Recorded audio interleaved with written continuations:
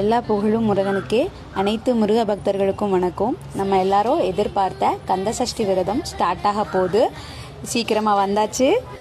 சில பேர் 48 நாள் விரதம் இருப்பீங்க, சில பேர் 6 நாள் இருப்பீங்க. 48 நாள் இருக்கிறவங்களுக்கு செப்டம்பர் 10லேருந்து அக்டோபர் 27 வரைக்கும், 6 நாள் விரதம் இருக்கிறவங்களுக்கு அக்டோபர் 22லேருந்து 27 வரைக்கும்.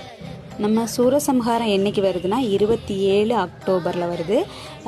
திருக்கல்யாணம் என்னைக்குன்னா 28ஆம் தேதி தான் வருது.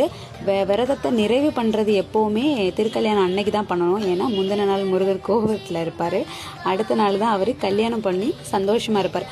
ஸோ அடுத்த நாள் தான் நம்ம விரதத்தை எப்போவுமே நிறைவு பண்ணணும்.